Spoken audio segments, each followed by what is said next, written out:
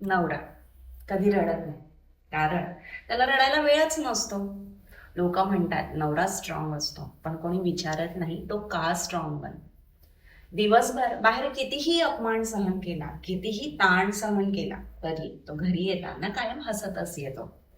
नवरा कधी सांगत नाही की तो थकला आहे, कारण त्याला माहीत असतं त्याच्या थकण्यापेक्षा घराचं सुख हे जास्त महत्वाचं आहे.